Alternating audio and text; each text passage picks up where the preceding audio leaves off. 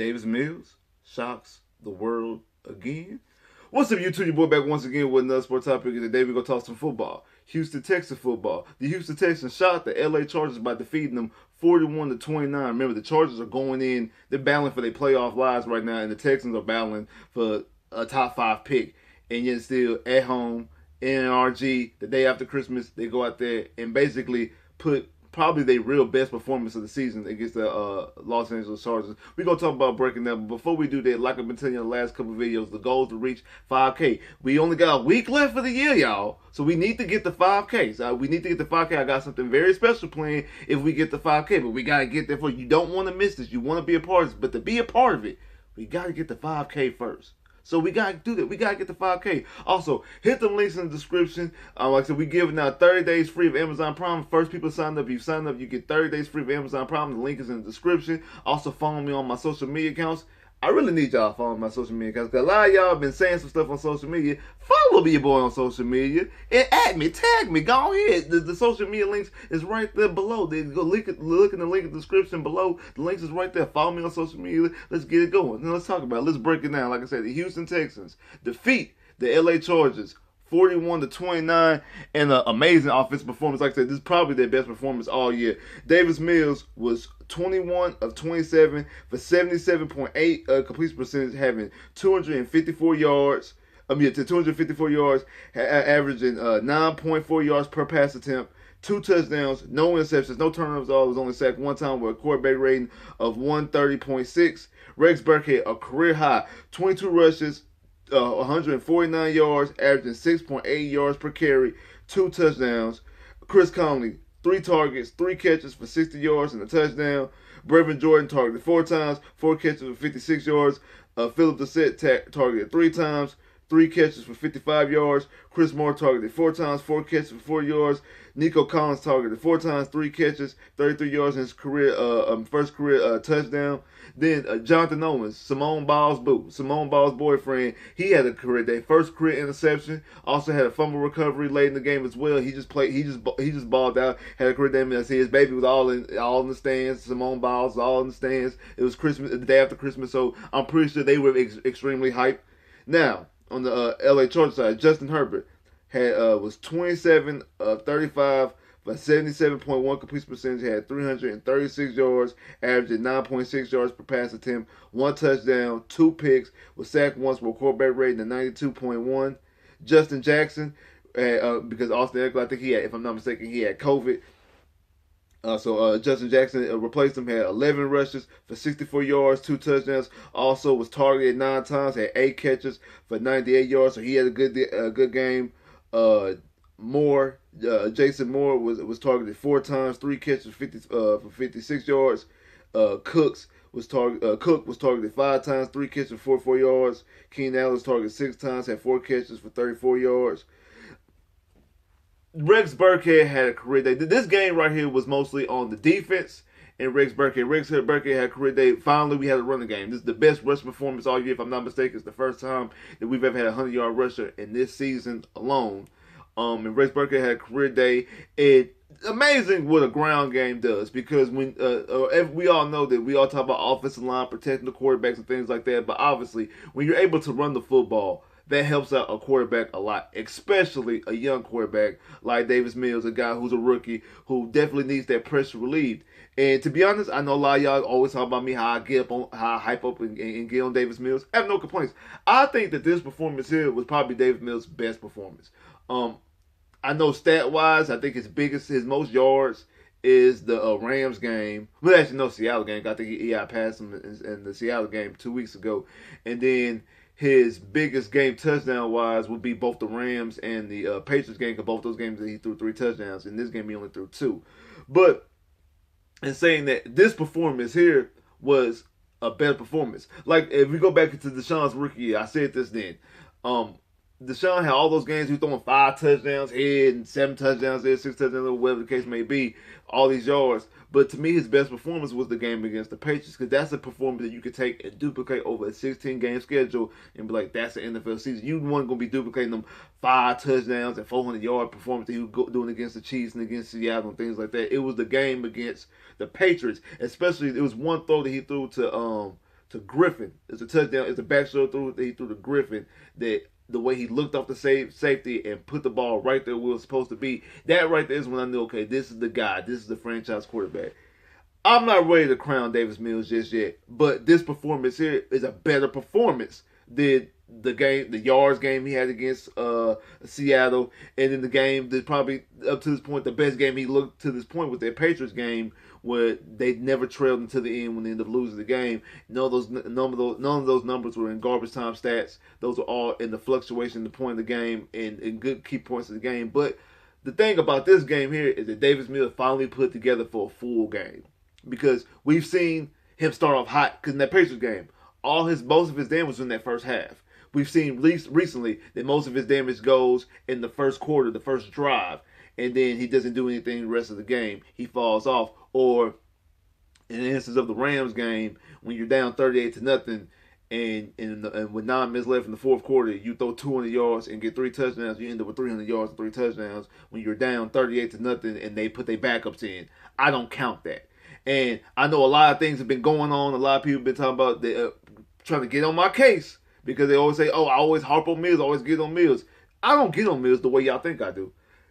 I get called out, because I got time today, I get called out for, I guess, let me say, telling y'all how I really feel and actually explain to y'all. I could just go out there and be like, Mills is trash, or such is trash, or such is good, and leave it at that, and y'all be like, why? He did this, he did that. I come out there and break it down to y'all and let y'all know the reason why I say this. Because I don't care about empty calories. I don't care about empty stats. I don't care that, oh, he threw 300 yards in the fourth quarter of a game when they're down 38-0. Or because he throws a touchdown pass with, he throws a 43-yard touchdown pass in the fourth quarter of a game you're winning, and before that play, you only had 160 yards, and you only had 160 yards before you threw that play. You throw a bubble screen, and the receiver takes it 43 yards. Not that you threw it downfield, the receiver took it 43 yards, and that's how you get over 200 yards. I'm not about to hope because if that play gets stopped, if Brandon Cooks gets hit after he catches the football, he win the game with 166 yards. That's not good. That's pedestrian. Yesterday's performance was not a great performance, but it was a building block. It's a building performance. Do I think he's the franchise guy? No, but what I think he's earned the right to at least be the guy next year. I've been saying that. I've been saying I don't want the Texans to draft a quarterback. I actually want the Texans to draft Kyle Hamilton or Derek Singler Jr. That's who I want them to go. I don't want them to draft a quarterback because I don't think any of these quarterbacks coming down in this draft is worth drafting, especially in the first round. And if you get to the second and third round, basically you're going to the same type of round that Davis Mills is in. And yesterday, Davis had some nice throws. Probably his best throw might be the 41-yard touchdown pass to Conley. That was a good pass, throwing the ball downfield. I like that. He threw the ball downfield. That's something he struggled early on the season. He couldn't throw the ball downfield at all. He was missing Brandon Cooks all over the field. You go back in that Cleveland game, you go back in that Panthers game. Then also the pass he threw to Philip Dorsett. That was actually, from a throw standpoint, that was a nice throw and ball placement. Then Philip Dorsett made Philip Dorsett made a great catch. And and too bad that he went down with the ankle injury. Might miss the rest of the season, but hopefully he's going to be here next year. I wouldn't mind having Philip Dorsett coming in as a slot receiver and see maybe we could do something with him and Nico and also Brandon Cooks going forward.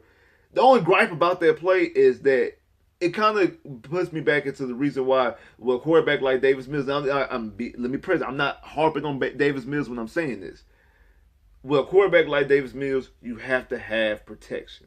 The reason why is because if you go back and look at that throw, the mechanics that he had were not good mechanics. They like the way he was posed. He was posed awkwardly, and he doesn't use his legs or his hips when he throws. He uses straight arm, and when he does that, if he's not getting protected, he's like when he's getting pressure, it's going to be a bad throw. It's going to be a pick. That's how you've seen those picks early on in the season. Or he going to get himself hurt by doing that, by trying to stay in the pocket because he doesn't move around. He doesn't use the rest of his body to make his throws. He only uses his arm. That's my only gripe. And that's something that I think can be fixed with the right quarterback coaching. We need to get that because we don't know if we're having the right quarterback coaching with David Culley and Tim Kelly, that's a conversation for a whole nother day, a whole nother video. But about Davis Mills, I was more impressed in Davis Mills in that performance against the Chargers than was in any other performance he's had this season. It's obviously his best performance. Might not be his best yard total or his best touchdown total, but it's his best. It's his best performance game. I know compared to other rookies, and like I said, you can't be so thirsty comparing him to the other rookies because outside of Matt Jones, the rest of the rookies have been playing. Trevor Lawrence, Zach Wilson, and Justin Fields have been playing bad. They've been playing hot butter garbage. I'm the one that's been coining the phrase "money Mills." He played like money. Like I ain't gonna lie, he played like money. I have to give him his just dues. I give credit where credit's due. We want to see more of this going forward. We want to see more of this. We see the standard. So we will revisit this back if this doesn't go forward. We want to see this going forward. But the performance of the game in itself, that's what happens when you have a running game. We finally had a running game. Rex Burkhead, I don't know what happened to him. I don't know if he had some Christmas tamales or what was really going on.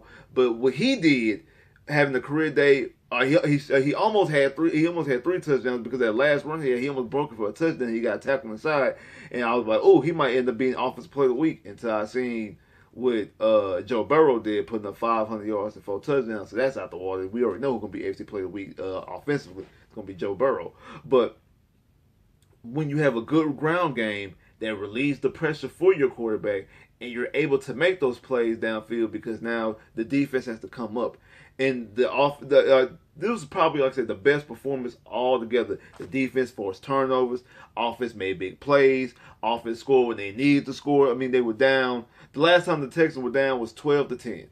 They scored a touchdown. I think it was that touchdown they threw. I think it was a touchdown he threw to Chris Conley, and they never trailed again. The Texans never trailed again.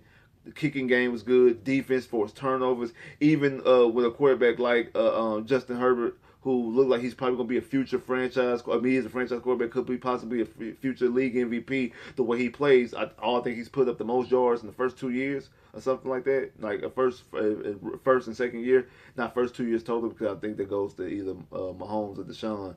But in first actual rookie and second year, he's put up the most yards and most touchdowns in actual first rookie and second year combined. Last rookie of the year, we seen exactly what he can do. And they were real of injuries themselves. I mean, no Austin Eckler, no Austin Eckler, no Joey Bosa, also what's the guy name? The safety, Derwin James. He was hurt. Even though he was at the game, but he didn't play. He was hurt, but the defense was able to do what they had to do. And that's another credit back to Mills too. I mean, we win this game. Well, I think 23 players on the COVID list, if I'm not mistaken. Like, you didn't have Brandon Cooks, you didn't have your number 1 receiver, you didn't have your number 1 offensive lineman. Defensively, you didn't have your best defensive players outside Justin Reed, and you got players like Jonathan Owens come out there making big plays, but they had 2 picks in the fumble recovery, so you forced 3 turnovers. It was just an all-around great performance, a team win, a great team win, a great team performance, and I think it's the best win.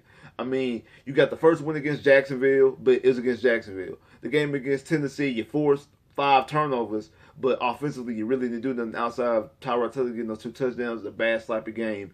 Last week against Jacksonville, once again, like I said, it's Jacksonville. This was against a quality opponent, a team that's battling for their playoff lives, who you actually basically knocked out of the playoffs as of right now. They're knocked out of the playoffs because of the way they played against you. This is the best team win. This is the best team win going forward. It doesn't hurt us in the draft standards because as of right now, we're still third, that's where we went into the season at third. We going to stay at third.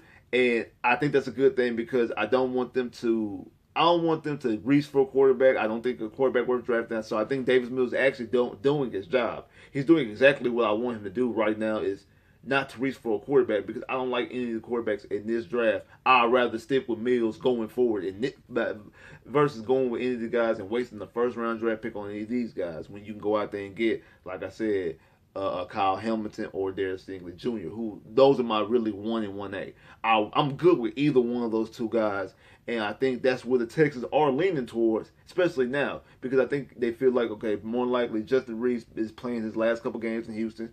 So we're going to either bunk up that safety play or get some help on the secondary as far as getting another corner, which I've been harping about for years. I've been wanting the Texans to get corners. So I mean, like I said, I have no complaints from this game at all. I enjoyed every moment of the game. I have no complaints about this game. Like I said, I don't even have no complaints on the way Mills has played. Mills played a very good, solid game. Like I said, to me, his best game this season, the most complete game this season. Like, I have no complaints about it. I'm not going crazy and saying, "Oh, he's the franchise guy." I'm not doing that at all because I still think that eventually you're going to have to draft a franchise quarterback. But I'm not trying to hit a rain on David Mill Parade. He plays well. I want to see more of this. If you start doing more performances like this, more performances like the game against the Patriots, then we don't need a draft a quarterback. If that's the case, I don't. I think that Davis Mills I think Davis Mills is at the very least can be a solid backup quarterback. I don't think he's the franchise guy. I think he lacks a couple things, but at the very least, he's done enough to earn the starting job. Obviously, the rest of this year, which he's already done. Well, I think David Cousins already expressed that, and then earn a starting job all through next year. Or at least get the shot to play next year. Now, who knows if he gets benched mid-season? That's a conversation for another day. But I do think he's earned a job to at least go into the season with the Texans not drafting a quarterback. At least high. I mean, if they draft a quarterback in the 6th or 7th round, that's different. But they don't have to go out there and draft a quarterback in the first 2 rounds.